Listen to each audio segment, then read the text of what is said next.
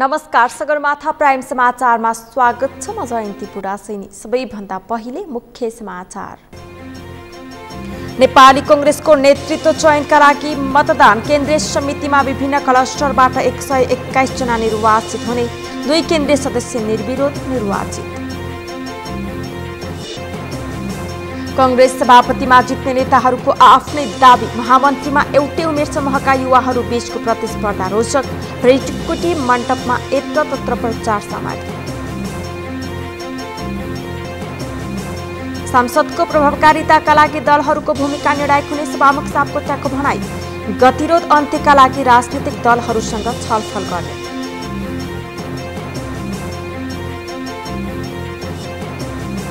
पुष्पकमल दाहाल र माधव नेपाल कम्युनिस्ट आन्दोलनलाई कमजोर पार्ने मिसनमा लागेको एमाले नेता पोखरेलको आरोप। दक्षिणपन्थी अवसरवादको शिकार भएको भनाई। र ओमिक्रोनको संक्रमणबाट बस्न बेलायती प्रधानमन्त्री जोन्सनको आग्रह।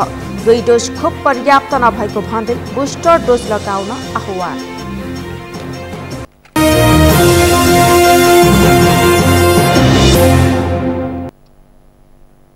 सगरमाथा प्राइम समाचार अब विस्तारमा। नेपाली कांग्रेसको 14औं महाधिवेशन अन्तर्गत नयाँ नेतृत्व चयन गर्न मतदान भइरहेको छ। बिहान 8 बजेदेखि सुरु हुने भने पनि 3 घण्टा भन्दा ढिलो गरी मतदान सुरु भएको हो। मतदानको समय 4 घण्टा थप गरिएको छ। यसअघि बेलुका 5 बजेसम्म मतदानको समय तोकिएकोमा 4 घण्टा थप गरेको निर्वाचन समितिले जनाएको छ। यसअघि निर्वाचन समितिले बिहान 8 देखि अपराह्न 5 बजेसम्म मतदानको समय तोकेको थियो, तर दिउँसो 11:30 बजी मात्र मतदान सुरु भएको थियो। कांग्रेसको नयाँ केन्द्रीय समितिको पदाधिकारी र सदस्य चयनका लागि 4723 जना महाधिवेशन प्रतिनिधिले मतदान गर्नेछन्।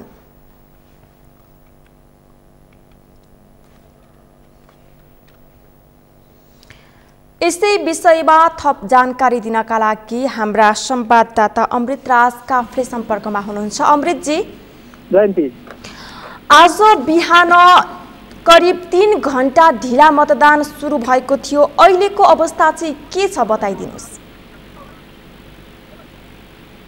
नेपाली कांग्रेसको 14औं महाधिवेशन अन्तर्गतको मतदान तपाईँले भने जस्तै 3 घण्टा ढिला गरी सुरु भएको थियो।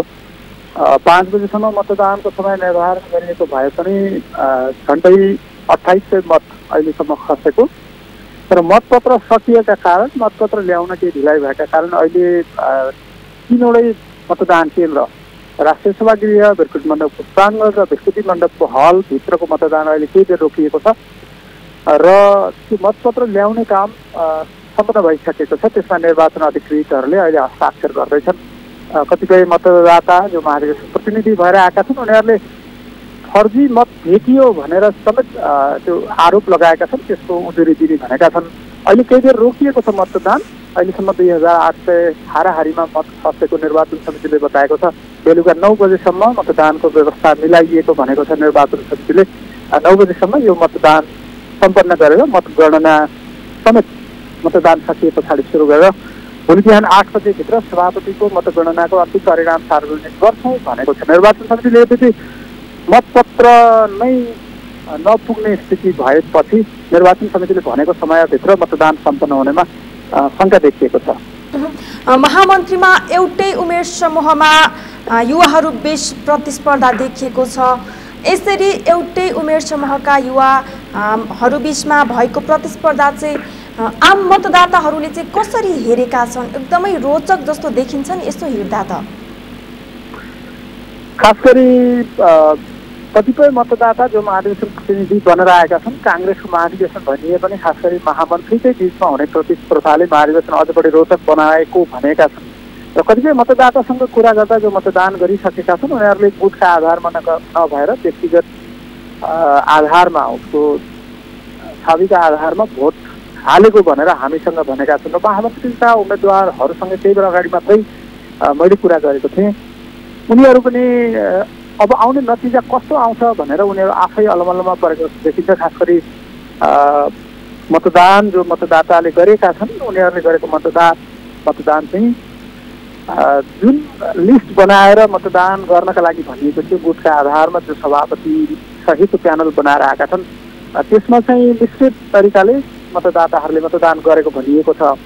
कतिपय मतदाताले सभापतिको निर्वाचन फेरि हुने स्थितिसम्म आउन सक्छ पनि भनेका छन्। त्यो 51% मतदानको 51% परिणाम आफ्नो पक्षमा नआउँदा दोस्रो चरणको चुनाव गर्नुपर्ने काङ्ग्रेसको विधानको व्यवस्था अनुसार कतिपयले त्यस्तो पनि भनेका छन्। उत्साहित देखिन्छन् तर मतपत्र नभएका कारण हो हल्ला गरिरहेका छन्। खास गरी मतदाताहरू तीनै स्थानमा एकैपटक सकिएका कारण कतिपय मतदाताले 29वटा मतपत्रमा मतदान गर्नुपर्ने भए पनि 19वटामा गरेको, बाँकी 10वटामा अझै गर्न नपाएको कारण केन्द्रमै कुरेर बसिरहेको समेत हामीलाई बताएका छन्। मतपत्र ढिलाइ गर्दा अलिकति तनावको स्थिति त देखिएको छ। यहाँले भने जस्तै महामन्त्रीका लागि प्रतिस्पर्धा युवा उमेर समूहका नेताहरूले गरेको कारण यो पालिको अधिवेशन खास गरी महामन्त्रीको प्रतिस्पर्धाका कारण अलिक बढी रोचक बनेको देखिन्छ। जस्तो यहाँले भन्नुभयो बिहान पनि 3 घण्टा ढिला गरी सुरु भयो, अहिले पनि मतपत्र नै सकिएको अवस्था छ, व्यवस्थापन चुस्त भएको छैन र यो अवस्थामा यो मतगणना चाहिँ समयमै हुनेमा कतिको विश्वस्त हुन सकिन्छ? निर्वाचन समितिले के भनेको छ? मतगणना कुन समयदेखि कति बजेदेखिबाट सुरु गर्ने तयारी गरिएको छ? केही दिन अगाडि काङ्ग्रेसका जिल्ला सभापतिहरूले मतपत्र सकिएका विषयमा निर्वाचन समितिमा ध्यानाकर्षण गराएका थिए। निर्वाचन समितिलाई राष्ट्रिय सभा गृहमा रहेको निर्वाचन समितिको कार्यालयमा गएर मतदानका बारेमा असन्तुष्टि व्यक्त गरेका थिए। त्यसमा खास गरी जिल्ला सभापतिहरूले मतदान कुन समयमा सकिन्छ भनेर ध्यानाकर्षण गराउन गएको समयमा हामीले निर्वाचन कार्यालयका प्रमुखहरूसँग कुरा गर्दा उनीहरू 9 बजे मतदान सक्ने र त्यसको कानुनी प्रक्रिया पुरा गरेर मचुल्का तयार गरिसके पछाडि केही समयपछि मतगणना सुरु हुने र भोलि बिहान 8 बजेसम्म सभापतिको मतगणना सम्पन्न गर्ने भनेका छन्। काङ्ग्रेसको निर्वाचन समितिले सभापतिको मतगणना सबैभन्दा पहिला गरेर त्यसको दोस्रो चरणको निर्वाचन गर्नुपर्ने वा नपर्ने निर्णय गरे पछाडि अन्य पदाधिकारी र केन्द्रीय सदस्यको मतगणना काङ्ग्रेस पार्टी कार्यालय सानेपामा गर्ने भनेको छ। त्यसकारण सभापतिको मतगणना कुन बेला सुरु हुन्छ भनेर अहिले भन्न सकिने स्थिति छैन, किनकि मतपत्र सकिएर केही दिन अगाडि मात्रै मतपत्र ल्याइएको छ। त्यसमा निर्वाचन अधिकृतले हस्ताक्षर गर्ने काम अहिले चलिरहेको छ। अब त्यो मतपत्र मतदान केन्द्रमा पुर्याएर अनि बल्ल मतदानको प्रक्रिया सुरु हुनेछ। त्यसका कारण समितिले भनेको 9 बजे मतदानको काम सकिए पनि त्यसको 2-3 घण्टा पछाडि मात्रै मतगणनाको काम सुरु हुनेछ। अहिलेसम्म जम्मा 2800 मत खसेको छ, 4700 भन्दा धेरै मतदान गर्नुपर्ने छ। महाधिवेशन प्रतिनिधि 4700 भन्दा बढी छन्। त्यसका कारण तोकिएको समयमा र भनेकै समयमा मतगणना सुरु हुनेमा आशंका छ। 8 बजे भोलि बिहान भनेको ठाउँमा भोलि मध्याह्नसम्म नतिजा आउन सक्ने देखिन्छ। यसको आधिकारिक कुरा चाहिँ निर्वाचन समितिले भनेको 9 बजे सक्छौँ मात्रै भनेको छ। अमृतजी, काङ्ग्रेस सभापतिमा जित्ने भनेर नेताहरूले आफ्नै दाबी गरिरहेका छन्। अहिले त्यहाँको माहौल हेर्दा चाहिँ नेतृत्व चाहिँ सत्ता पक्षकै हातमा जाला कि संस्थापन पक्षकै हातमा जान्छ कि अन्यको हातमा जाने सम्भावना के आकलन गर्न सकिन्छ त्यहाँको अहिलेको माहौल हेर्दा? खास गरी अब यो मतदानको प्रक्रिया चलिरहेका कारण र कतिपय महाधिवेशन प्रतिनिधि जो मतदान गरेर फसिएका छन् उनीहरूसँगको अनौपचारिक कुराकानीका क्रममा कतिपय मतदाताले नेतृत्व परिवर्तन हुनुपर्छ, अहिलेको नेतृत्व परिवर्तन हुनुपर्छ भन्छन्। कतिपय यही नेतृत्व कायम राख्नुपर्छ, किनकि अबको केही समय पछाडि तिनै तहको चुनाव सम्पन्न हुने र त्यसका लागि वर्तमान सभापति शेरबहादुर देउवा पराजित हुँदा त्यसको पराजित मानसिकता बोकेर अर्को चुनावमा जाँदा काङ्ग्रेस फेरि कम सिटमा मात्रै जित निकाल्न सक्ने अवस्था रहेकाले उनलाई नै जिताउनुपर्छ भनिरहेका छन्।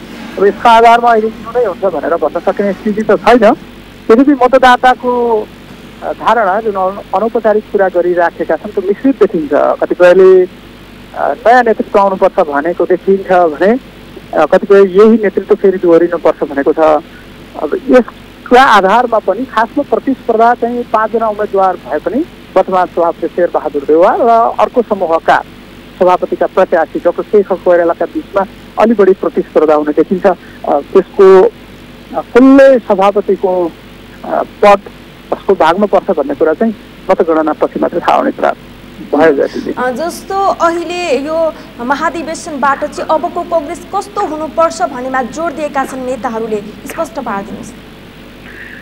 केही दिन अगाडि मात्रै कांग्रेस सभापति शेरबहादुर देउवा, संसदीय सभापतिका प्रत्याशीहरू शेखर कोइराला, विमलेन्द्र देवी र कल्याण गुरुङ लगायतका नेताहरू मतदान केन्द्रको अवलोकन गरेर फर्किएका छन्। कल्याण गुरुङ जो सभापतिको प्रत्याशी हुनुहुन्छ, उहाँ त बिहानदेखि नै मतदान केन्द्र आसपासमै रहेको देखिएको छ। कांग्रेस कस्तो हुनुपर्छ भनेर मतदाता जो महाधिवेशन प्रतिनिधिका रूपमा मतदाता भएर आएका छन्, उनीहरू देशको नेतृत्व गर्ने, खास गरी अर्को प्रतिपक्ष दलसँग अलिक बढी कांग्रेस चाहिँ अझै बढी सबल बनाउने नेतृत्व आउनुपर्छ भनिरहेका छन्। अब सबल नेतृत्व बनाउनका लागि कतिपय भन्छन् सभापति शेरबहादुर देउवा नै उपयुक्त, कतिपय भन्छन् डाक्टर शेखर कोइराला। माहौल हेर्दा अघि तपाईँले भने जस्तो खास गरी प्रतिस्पर्धा चाहिँ दुईजनाका बिचमा देखिन्छ। कांग्रेस सबल हुनुपर्छ, त्यसको नेतृत्व लिने हुनुपर्छ, आगामी चुनावमा बहुमत ल्याउने खालको नेतृत्व हुनुपर्छ भनेर मतदाताले भन्छन्। अब यसको अन्तिम परिणाम आए पछाडि उनीहरूले भनेको कुरा पुरा गर्छन् या गर्दैनन्, त्यो चाहिँ परिणाम आएपछि मात्रै थाहा कुरा भयो। जानकारीका लागि धन्यवाद। उहाँ हुनुहुन्थ्यो हाम्रा संवाददाता अमृतराज काफले। नेपाली कांग्रेसको 14औं महाधिवेशन काठमाडौँमा जारी रहेको छ। आज नेतृत्व चयनका लागि मतदान भइरहेको छ र केही समयपछि मतदान सकिनेछ र भोलि मध्याह्नसम्ममा मत परिणाम सार्वजनिक भइसक्ने र युवाहरू बीचमा निकै नै कडा प्रतिस्पर्धा रहेको पनि उहाँले जानकारी गराउनु भयो। अब बाँकी समाचार। नेपाली कांग्रेसको 14औं महाधिवेशनमा नेतृत्व चयन प्रक्रिया जारी छ। मतदानका क्रममा उम्मेदवारले मतदान प्रचार गर्नु, भोट माग्नु स्वाभाविक हो, तर फ्रिकुटी मण्डपमा भने कांग्रेसका उम्मेदवारले गर्ने प्रचार शैली भड्किलो देखिएको छ। महाधिवेशनका उम्मेदवारको गतिविधि भोट माग्न भन्दा पर्चा फालेर सडक फोहोर पार्नमै केन्द्रित देखिएको छ। अमृत ढकालको रिपोर्ट। काठमाडौँको प्रदर्शनी मार्ग यति बेला नेपाली कांग्रेसको 14औं महाधिवेशनको मतदानमा प्रचारमय बनेको छ। प्रदर्शनी मार्गमा पदाधिकारी तथा केन्द्रीय सदस्यका उम्मेदवारका समर्थकहरू नारा लगाउँदै पर्चा र कार्ड बाँड्नमा व्यस्त थिए।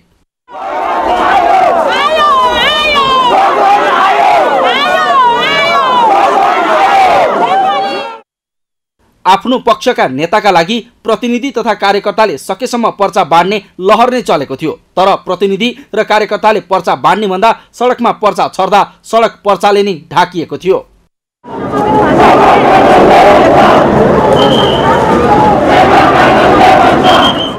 कांग्रेसको महाधिवेशन उद्घाटन स्थल र राष्ट्रिय सभागृहमा मतदान हुने भएकाले त्यस वरपर 500 मिटर क्षेत्रभित्र निर्वाचनसँग सम्बन्धित कुनै पनि ब्यानर, भित्तेलेखन, पोस्टर, पम्फलेट आदि राख्न नपाइने आचार संहिता छ। यही कारण भ्रिकुटी मण्डपभित्र कुनै पनि प्रचार सामग्री छैन। तर प्रदर्शनी मार्गमा भने समर्थकहरूले आफ्नो उम्मेदवारको ब्यानर टाङ्ने, पम्फलेट तथा प्रचार बनाएर महाधिवेशनका प्रतिनिधिहरूलाई बाँड्ने गरे। उनीहरू मत माग्दै पर्चा र कार्ड बाँडिरहेका थिए। तर लिनेले पनि पर्चालाई सडकमा फाल्ने र प्रतिनिधि तथा कार्यकर्ता आफैले पनि सडकमा त्यत्तिकै पर्चा फाल्दा सडक पर्चाले ढाकिएको थियो।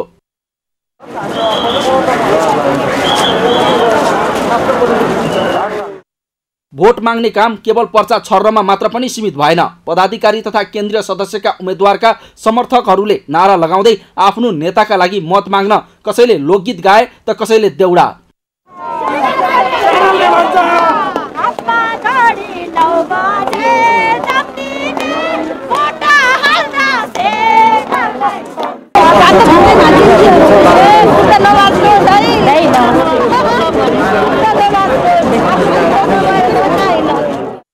भोट माग्ने शैली पर्चा छर्ने, गीत गाउनेमा मात्र पनि सीमित थिएन। कसैले छाता बनाएर भोट मागिरहेका थिए भने कसैले छातीमा लोगो टाँसेर भोट मागे। भोट माग्नेहरूको भिडमा कोही टोपी लगाएर बसेका थिए भने कोही फोटो टाँसेको पानीको बोतल बाँडिरहेका थिए। यस्तै कोही कलम वितरण गर्दै थिए भने कोही मास्क, सेनिटाइजर वितरण गरेर प्रचार गरिरहेको देखिए।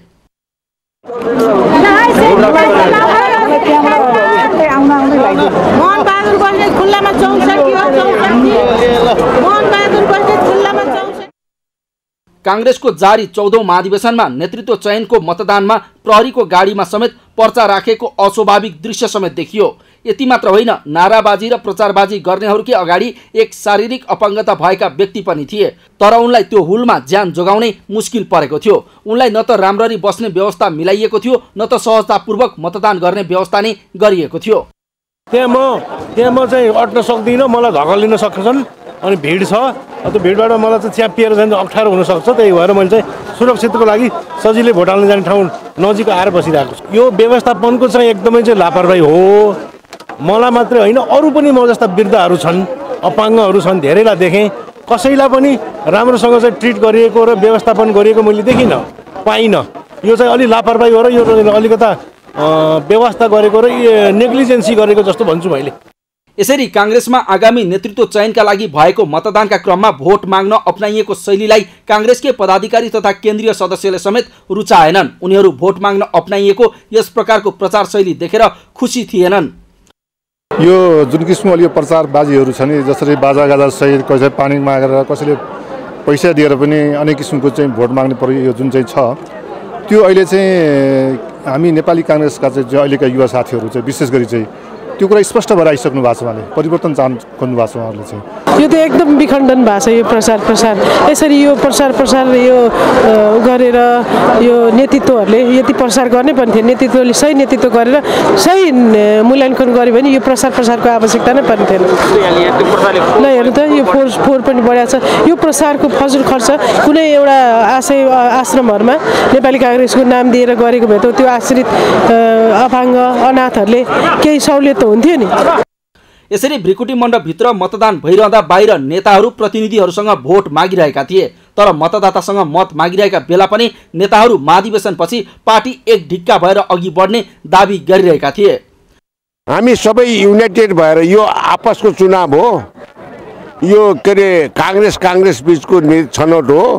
त्यसले गर्दाखेरि यो चुनावपछि जो विजय हुन्छ उसले नेतृत्व लिन्छ। के अरे जसले के अरे विजय प्राप्त गर्दैन उसले सहयोग गर्छ र विजय प्राप्त गर्ने के अरे साथीले हारेको साथीहरूलाई समेटेर अगाडि बढ्छ। पहिलो पार्टीभित्रै न्यायोचित व्यवस्थापन गर्न सक्यौँ भने मात्रै देशको जिम्मेवारी पाउँदा त्यहाँ पनि व्यवस्थापन गर्न सकिन्छ।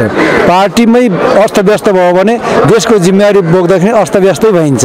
त्यस कारणले गर्दाखेरि यो अस्तव्यस्त कारणलाई चाहिने सुव्यवस्थित गर्दै अगाडि बढाउने हाम्रो योजना छ। योपालि 50% भन्दा बढी चाहिँ युवाको यहाँनिर प्रेजेन्स छ। 40% भन्दा बढ्ता चाहिँ एजुकेटेड युवाको यहाँनिर प्रेजेन्स छ। इन्टरनेटको समाजमा जोडिएका युवाको प्रेजेन्स छ। यही हो परिवर्तनको सङ्घार भनेको, यही हो। मैले बजारमा एउटा नयाँ ऊर्जा र हिजोको चाहिँ अनुभव र मेच्योरिटी लिएर अगाडि बढ्छ। लोकतन्त्रको सुन्दर पक्ष भनेको प्रतिस्पर्धा हो। प्रतिस्पर्धामा प्रचार प्रसार हुनु पनि स्वाभाविक हो, तर भ्रिकुटी मण्डपमा काङ्ग्रेसको नयाँ नेतृत्व चयनका क्रममा भोट माग्न अपनाइएको शैलीले सडक कुरूप बनेको छ। यसको सफाई मतदानपछि कसले गर्ला त्यो भने हेर्न बाँकी नै छ। सगरमाथा टेलिभिजनका लागि क्यामेरामा सुरेन्द्र राउतका साथमा अमृत ढकालको रिपोर्ट। नेपाली कांग्रेसका नेता तथा गृहमन्त्री बालकृष्ण खाँडले प्रधानमन्त्री शेरबहादुर देउवा पार्टीको सभापतिमा पहिलो चरणमै विजयी हुने बताएका छन्। त्यस्तै नेपाली कांग्रेसका नेता शशाङ्क कोइरालाले आफ्नो चोप विवेकले मन लागेको मानिसलाई भोट दिने बताएका छन्। एक रिपोर्ट। बेरकुटी मण्डपमा सञ्चारकर्मीहरूसँगको कुराकानीका क्रममा कांग्रेस नेता बालकृष्ण खाँडले पार्टी सभापतिमा प्रधानमन्त्री देउवा पहिलो चरणको मतदानमै विजयी हुने बताएका छन्। उनले आफ्नो उम्मेदवारी महामन्त्रीमा दिँदा पार्टी सभापतिलाई टिम समायोजन गर्न कठिन भएकोले केन्द्रीय सदस्यमै सीमित रहेको समेत बताए। नेता खाँडले पार्टीको एकता र सशक्तिकरणका लागि आफू सदैव एक कदम पछि हटेर सहयोग गरिरहेको भन्दै प्रधानमन्त्रीलाई साथ दिनु आफ्नो दायित्व भएको बताए। पुराना अनुहारहरूको पनि यो पार्टीमा बडो योगदान छ, अशक्त भएर पनि आउनु भएको छ र उहाँहरूको सङ्घर्षले, त्यागले, निष्ठाले, निरन्तरताले नै यो पार्टीलाई अगाडि बढाएको र युवा पुस्ताले नयाँ ऊर्जा थपेको छ। त्यस कारणले पुरानो पुस्ता र युवा पुस्ताको बिचमा संयोजन गरेर हामी अगाडि बढ्छौँ। त्यस्तै नेपाली कांग्रेसका नेता शशाङ्क कोइरालाले आफ्नो स्वविवेकले मन लागेको मानिसलाई भोट दिने बताए। आफू जहिल्यै पनि कांग्रेसलाई एकबद्ध भएर जानुपर्छ भन्ने सोचाइका साथ अघि बढेको भन्दै उनले कुनै पक्षीय वा कुनै विपक्षीय भनेर अघि नबढ्ने बताए। मैले भनिहालेँ आफ्नो व्यक्तिगत मेरो जुन भावना छ त्यसलाई भोट गर्छु। मैले किन सोध्नुहुन्छ कसलाई भोट गर्छु? मैले केही भनेको छु। मैले भनेको छु म दुईटै पक्ष, तिनटै पक्ष, चारटै पक्ष छ म कस्तो मान्छे भने काङ्ग्रेसलाई एक वर्ग बनाएर दिएर जाने त्यस्तो मेरो भावना छ। त्यसर्थ मैले कुनै पक्षलाई नआफू नेपाली कांग्रेसको 14औं महाधिवेशनमा सभापतिका उम्मेद्वार प्रकाशमान सिंहले हाल भइरहेको नेतृत्व असक्षम हुँदा पार्टी सभापतिमा उठ्नु परेको बताए। उनले पार्टी सभापति देउवाले समयमै महाधिवेशन नगराएको, क्रियाशील सदस्यतामा ढिलासुस्ती गरेको र पार्टीको विधानमा मन पर्दी गरेको कारण यस्तो अवस्था सृजना भएको बताए। जुन रिजल्ट छ यो साँच्चै भनौँ भने चाहिँ यो 14औं महाधिवेशन हामीले त बहुदलीय व्यवस्थाको पुनर्बहालीपछि 46 पछि चाहिँ 48 सालदेखि यो चाहिँ 8औं 9औं 10औं 11औं पार्टी स्प्लिट भयो, दुईटा फरक फरक पार्टीको र चाहिँ 12औं र 13औं महाधिवेशन हामीले अनुभव गरेका छौँ। तर यसपटक चाहिँ यो नेतृत्वको असक्षमता, नेतृत्वको असफलता र पार्टीले चाहिँ विधानले चाहिँ निर्देशित गरेका कार्यहरू पनि गर्न नसकेको कारणले गर्दाखेरि यो चाहिँ के हो भन्दाखेरि क्रियाशील सदस्यतामा पनि ढिलासुस्ती र जुन नियमहरू चाहिँ पालना गर्नुपर्ने त्यो आफ्नो मनपर्दी गरेर पनि र चाहिँ समयावधि चाहिँ सकिसकेपछि यो चाहिँ महाधिवेशन भइरहेको छ। नेपाली कांग्रेसको 14औं महाधिवेशन यही मङ्सिर 24 गतेदेखि काठमाडौँको भृकुटी मण्डपमा सञ्चालन भइरहेको छ। सोमबार पार्टी नेतृत्व चयनको लागि मतदान भइरहेको छ। पार्टीको नेतृत्वका लागि शेरबहादुर देउवा, डाक्टर शेखर कोइराला, प्रकाशमान सिंह, बिमलेन्द्र निधि र कल्याण कुमार गुरुङ चुनावी प्रतिस्पर्धामा रहेका छन्। नेपाली कांग्रेसको 14औं महाधिवेशनमा रोचक भिडन्त भने महामन्त्रीका उम्मेद्वारहरूको बीचमा भइरहेको छ। 4वटै प्यानलले महामन्त्रीमा युवाको विरुद्धमा युवा नै उठाएका छन्। एउटै उमेर समूहका समान चर्चा कमाएका युवाहरू भिडन्त गर्दा पार्टी पंक्तिमा क्षमतावान युवा महामन्त्री हुनेछन्, तर यसो गर्दा कमजोर गुटमा परेका क्षमतावान युवा भने ओझेलमा पर्नेछन्। एक रिपोर्ट। कांग्रेसको 14औं महाधिवेशनमा 4 पुस्ताले भाग लिइरहेको छ। यति महत्त्वपूर्ण महाधिवेशनमा सबैभन्दा रोचक भिडन्त भने महामन्त्रीका उम्मेद्वारको बीचमा भएको छ। सोमबारदेखि भएको मतदानमा कसले जित्छ वा हार्छ यसै भन्न सक्ने अवस्था छैन, तर मतदान स्थलमा भने सबैभन्दा रोचक बहस नै महामन्त्रीका उम्मेद्वारको बीचमा भइरहेको छ। सभापतिका 5 जना उम्मेद्वार भए पनि कल्याण गुरुङ बाहेकका सभापतिका उम्मेद्वारले महामन्त्री पनि उठाएका छन्। गगन थापा, विश्वप्रकाश शर्मा, प्रदीप पौडेल र मिनेन्द्र रिजाल युरेसको दौडमा छन्। मिनेन्द्र रिजाल छाड्ने हो भने पछिल्लो 3 जना उम्मेद्वार नेपाल विद्यार्थी संघको नेतृत्व गरेर आएका युवा नेता हुन्। अघिल्लो महाधिवेशनमा पनि महामन्त्रीको उम्मेद्वार भएका गगन थापा यसपटक जित्ने उम्मेद्वार भनेर प्रचारित छन्, तर गत अधिवेशनमा कृष्ण सिटौला प्यानलबाट चुनाव लडेका उनी यसपटक डाक्टर शेखर कोइरालाको महामन्त्रीको उम्मेद्वार छन्। यता कांग्रेसको संस्थापन पक्षको उम्मेद्वार भएका छन् प्रदीप पौडेल। पार्टी प्रवक्ता समेत रहेका विश्वप्रकाश शर्मा प्रकाशमान सिंहको प्यानलको महामन्त्रीको उम्मेद्वार भएका छन्। चर्चाको हिसाबले गगन र विश्वप्रकाश शर्माको नाम बारम्बार मतदाताले लिएको देखिन्छ। उनीहरूलाई ऊर्जावान युवा भनेको सुनिन्छ। अघिल्लो पंक्तिमा महामन्त्रीको उम्मेद्वार घोषणा गरेकाले उनीहरू सुरुदेखि नै चर्चामा रहे र युवामाझ प्रदीप पौडेल पनि कम प्रिय भने छैनन्। उनको नाम ढिलो गरी लिए पनि उनी जुन प्यानलबाट महामन्त्रीको उम्मेद्वार भएका छन् त्यो निकै सशक्त र बलियो छ। उनलाई शेरबहादुर देउवा र कृष्ण सिटौलाको आशीर्वाद एकातिर छ भने नेविसनको अध्यक्ष भइसकेको नाताले युवाको साथ पनि उनीमाथि देखिन्छ। यसो भन्दैमा डाक्टर प्रकाश शरण महत, डाक्टर मिनेन्द्र रिजालको नाम चर्चामा नआएको भने होइन। कांग्रेसको यस महाधिवेशनमा बलियो टिम देउवा र शेखरको देखिन्छ। यसकारण यो टिममा रहेका महामन्त्रीका उम्मेद्वार पनि स्वाभाविक रूपमा बलिया देखिन्छन्, तर प्रकाशमान सिंहको टिममा परे पनि विश्वप्रकाश शर्माको चर्चा पनि कम छैन। अलग टिममा रहे पनि गगनले विश्वको प्रशंसा गरेका छन्। उनले आफू यहाँसम्म आइपुग्न विश्वप्रकाश शर्माको हात रहेको स्वीकारेका छन्। उनले स्वस्थ प्रतिस्पर्धा हुने बताएका छन्। जस्तो योभन्दा अघिल्लो पटकको महाधिवेशन सम्झिरहेको छु म यहाँ आउँदै गर्दा। हामी त्यो बेलामा पनि पार्टीको सभापतिमा महामन्त्रीमा थुप्रै प्रतिस्पर्धीहरू थियौँ। आफ्नो अनुभवबाट हामी कोही कहाँ उभिएका छौँ, को कहाँ किन उभिने भन्ने कुराको आफ्नो त्यसको प्रतिको आफ्नो बुझाइ हुन्छ, व्याख्या हुन्छ।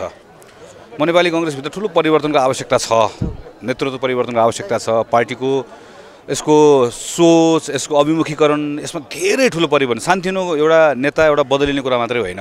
नेपाली कांग्रेसलाई एउटा डिपार्चर चाहिएको छ, त्यसको आवश्यकता छ भन्ने ठानिरहेको अवस्थामा छु। त्यसको लागि सकेसम्म त्यस समान ढङ्गले सोच्ने साथीहरूको बिचमा एकता गर्न पायौँ भने सङ्गठनको अधिवेशनहरूमा ताकत बढ्छ भन्ने कुरा लाग्ने स्वाभाविकै हो। कांग्रेस महाधिवेशनमा युवा पुस्तालाई नेतृत्व सुम्पनुपर्छ भन्ने माग उठेको धेरै भयो। अघिल्लो महाधिवेशनमा नै गगन थापाले महामन्त्रीमा उम्मेदवारी दिँदा यो आवाज जोडतोडले उठेको थियो। तर यसपटकको महाधिवेशनमा भने महाधिवेशन प्रतिनिधि नै ठूलो संख्यामा युवा पुस्ताको छ। कांग्रेसको सभापतिको उम्मेदवारमा बिल्कुल उमेरको आधारमा युवा नेता केवल कल्याण गुरुङ मात्र हुन्। मतदाता भएकाले युवा नेता नै रोज्ने अवसर पनि यसपटक प्राप्त छ। यदि यो सम्भव नभए महामन्त्रीमा मतदाताले जसलाई रोजे पनि युवा नै नेतृत्वमा आउनेछन्। तर युवा मतदातालाई युवामध्ये कुन गुटको युवालाई रोज्ने भन्ने नयाँ समस्या देखिएको छ। तर महामन्त्रीका उम्मेदवार प्रदीप पौडेल भने आफू बलियो भएको बताइरहेका छन्। होइन, मतलब त्यो स्वाभाविक छ, लिगेसी राख्ने कुरालाई अन्यथा रूपमा हेर्नु मिल्दैन। त्यसकारण म नेपाली कांग्रेसको महामन्त्रीका रूपमा चाहिँ प्रस्तुत भएको छु। मलाई नेताहरूको सद्भाव छ हैन, कृष्ण दाईको पूर्ण रूपमा सद्भाव छ। त्यसैले अब त्यो स्वार्थै हुन्न भन्ने होइन, म आफै उठ्नु पनि मेरो स्वार्थ छ नि त। त्यसैले त्यसलाई अस्वाभाविक रूपमा लिनु मिल्दैन। म चाहिँ स्वाभाविक उम्मेदवार हुँ र मेरो उम्मेदवारी मैले प्रस्तुत गरेको छु र चाहिँ हामीले यसलाई यो प्रतिस्पर्धालाई हार्दिक ढङ्गले अगाडि लिएर जाने कोसिस।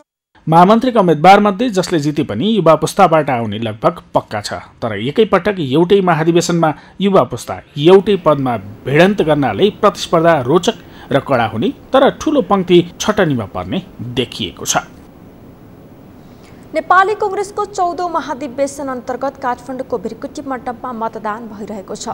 मतदानका लागि तयारी अवस्थामा रहेको नेपाली कांग्रेसका प्रतिनिधिहरूलाई आज हामीले सोधेका थियौं, तपाईहरूको महाधिवेशनमा आन्तरिक लोकतन्त्रको अभ्यास कस्तो रह्यो? हेरौं उनीहरूको भनाई उनीहरूकै शैलीमा।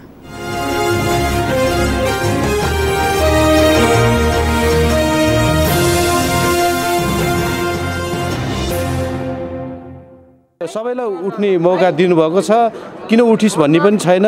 उठ्न चाहनेहरू उठ्नु भएको छ र अब कार्यकर्ताहरूले कसलाई चुन्ने भन्ने कुरो मौका यही हो, अब चुन्नुहुनेछ।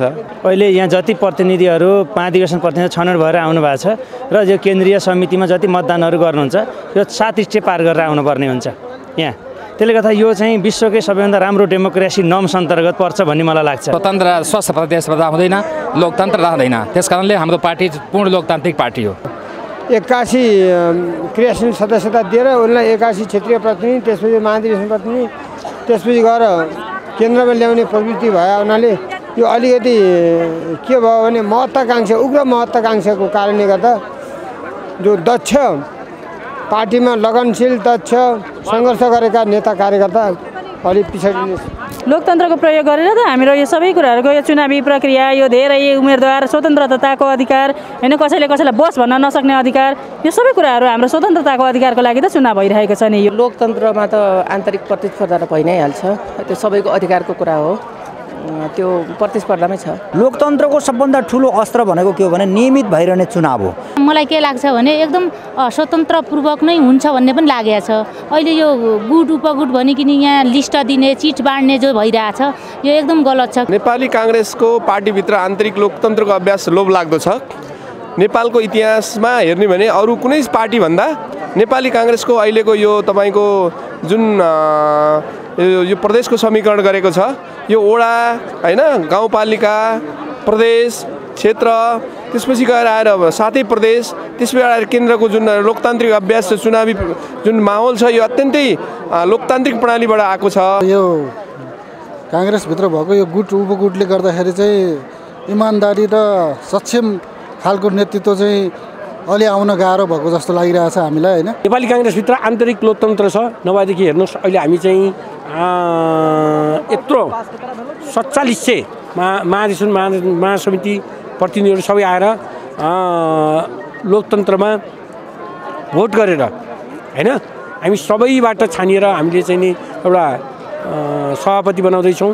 एकदमै आन्तरिक लोकतन्त्र अभ्यास भइरहेको छ, किनभने यो चुनावमा लड्नु भनेकै यो लोकतन्त्रको अभ्यास हुनु हो हैन।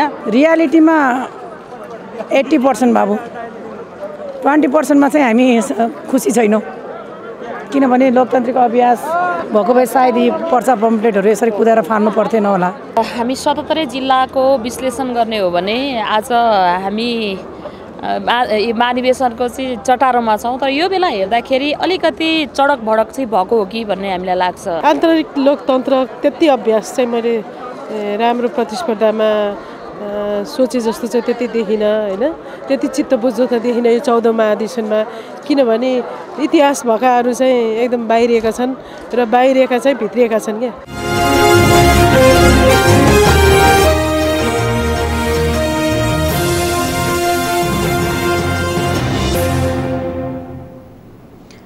सभामुख अग्निप्रसाद सापकोटाले संसदको प्रभावकारिताका लागि राजनैतिक दलहरूको भूमिका निर्णायक हुने बताउनु भएको छ।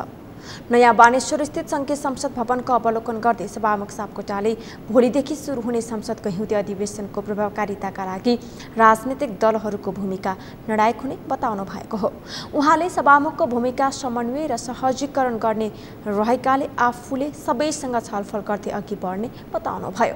संसदमा रहेको गतिरोध अन्त्यका लागि राजनैतिक दलहरूसँग छलफल गर्ने र आवश्यकता अनुसार सर्वदलीय बैठक राख्ने पनि उहाँले बताउनुभयो।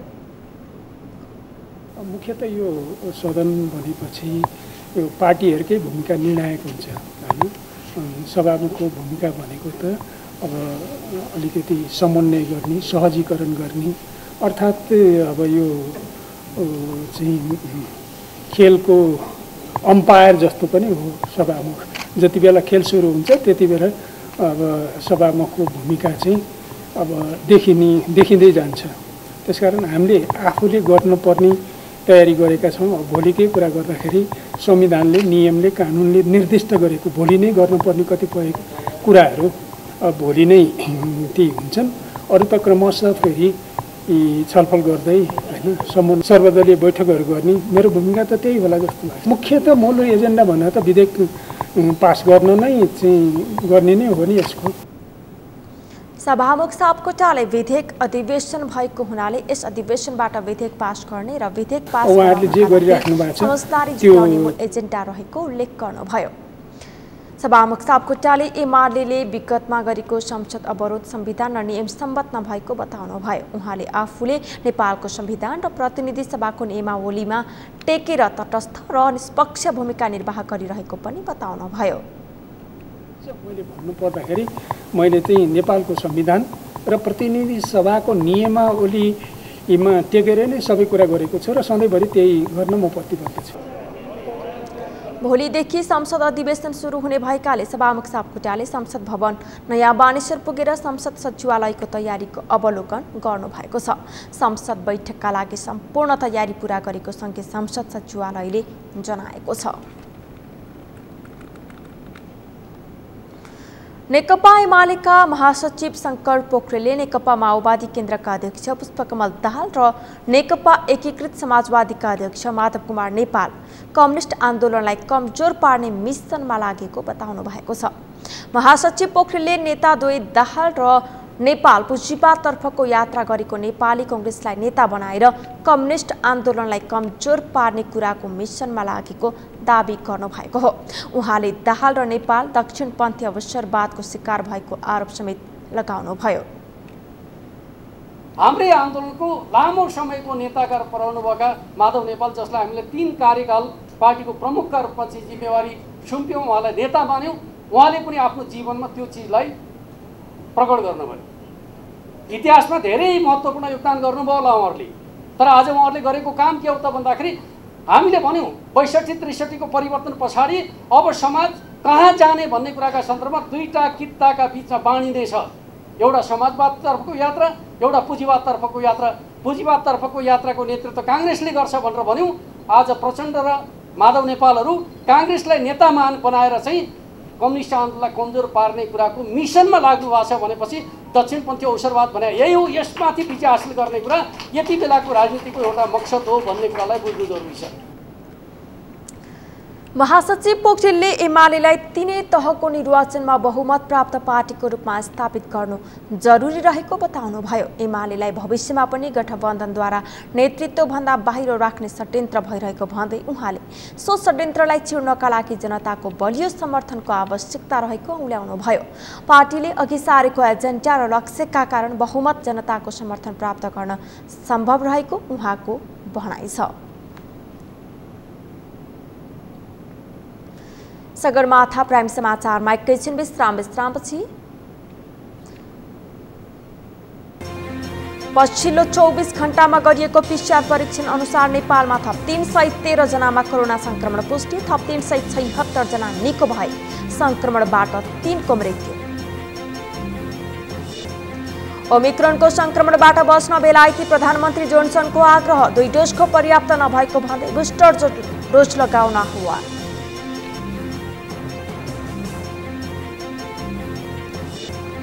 र शहीद स्मारक ए डिभिजन लिग फुटबलमा सङ्कटाविषय विभागीय टिम नेपाल पुलिस 1-0 गोल अन्तरले पराजित।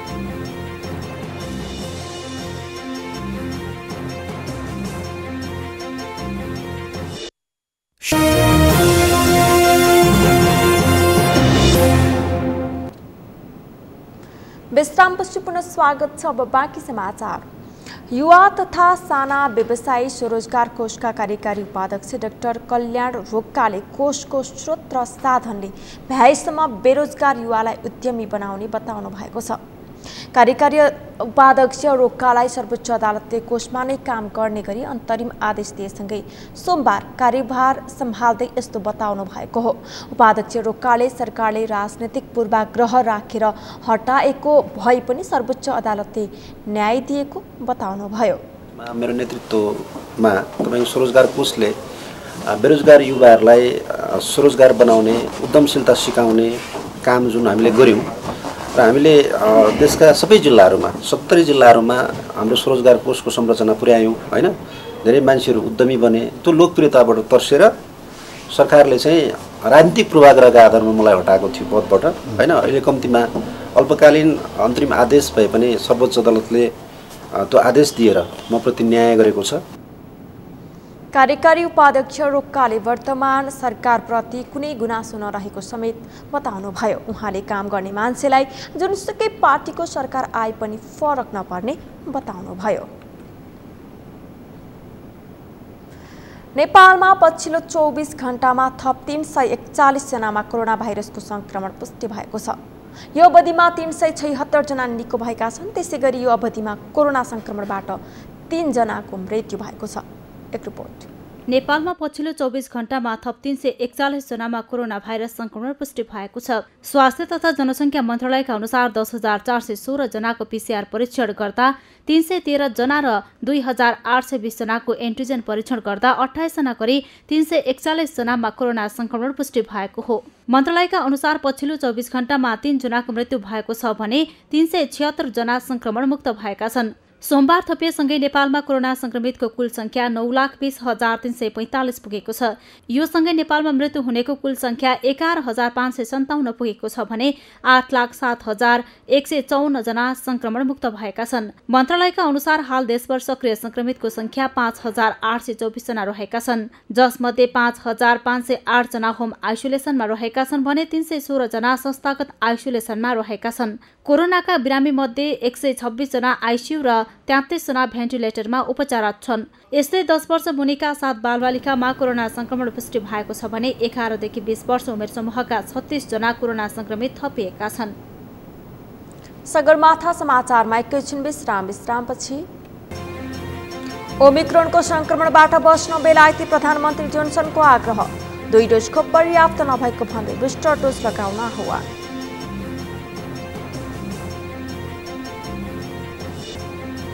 र शहीद स्मारक ए डिभिजन लिग फुटबलमा सङ्कटाविषय विभागीय टिम नेपाल पुलिस 1-0 गोल अन्तरले पराजित।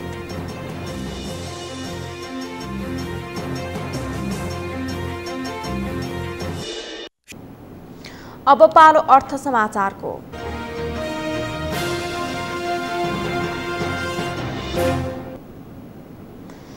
सरकारले किसानको लागि ल्याएको 7,000 मेट्रिक टन रासायनिक मल वीरगञ्ज भन्सारमा 1 वर्षदेखि अलपत्र रूपमा फालिएको छ। गत वर्ष किसानहरूले धान बालीमा रासायनिक मल समयमा हाल्न नपाएर हाहाकार नै भएको थियो, तर सरकारले विदेशबाट खरिद गरेर ल्याएको मल गुणस्तरहीन भएको भन्दै भन्सार पास नहुँदा वीरगञ्जको सुक्खा बन्दरगाहको खाली भागमा अलपत्र फालिएको छ। सरकारले खरिद गरेर ल्याएको मल भारतको कोलकाता बन्दरगाहमा धेरै समय बसेको थियो। कोलकाता बन्दरगाहका खाडीमा आएको अम्फन आदिका कारण मल भिजेर नेपाल आएको थियो। कोलकाताबाट नै ड्यामेज भएर नेपाल ल्याएको थियो। कोलकाता भन्सारमा छाड्न नमिलेकाले वीरगञ्ज बन्दरगाहमा ल्याएर खाली भागमा अलपत्र रूपमा छाडिएको छ। ड्यामेज मल भएर भन्सारमा आएकाले राख्न समस्या भएकाले बाहिर खाली भागमा राखिएको भन्सार कार्यालयले जनाएको छ। समाचारको अन्त्यमा मुख्य समाचार फेरि एकपटक। नेपाली कांग्रेसको नेतृत्व चयनका लागि मतदान केन्द्रीय समितिमा विभिन्न क्लस्टरबाट 121 जना निर्वाचित हुने, 2 केन्द्रीय सदस्य निर्विरोध निर्वाचित। कांग्रेस सभापतिमा जित्ने नेताहरूको आफ्नै दाबी, महामन्त्रीमा एउटै उमेर समूहका युवाहरू बीचको प्रतिस्पर्धा रोचक, भृकुटी मण्डपमा यत्रतत्र प्रचार सामग्री। संसदको प्रभावकारिताका लागि दलहरूको भूमिका निर्णायक हुने सभामुख सापकोटाको भनाई, गतिरोध अन्त्यका लागि राजनैतिक दलहरूसँग छलफल गर्ने।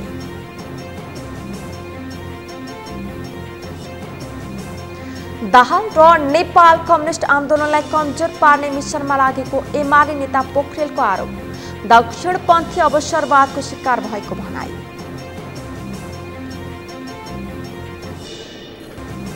र ओमिक्रोनको संक्रमणबाट बच्न बेलायती प्रधानमन्त्री जोन्सनको आग्रह, 2 डोजको पर्याप्त नभएको भन्दै बुस्टर डोज लगाउन आह्वान।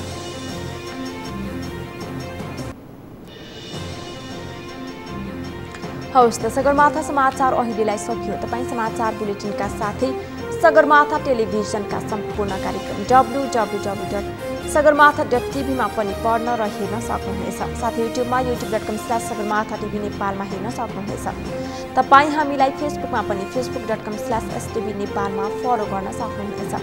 समाचारको शिखर, नेपालको गौरव, नेपालको पहिलो न्युज च्यानल सगरमाथा टेलिभिजन हेर्दै गर्नुहोला। नमस्कार।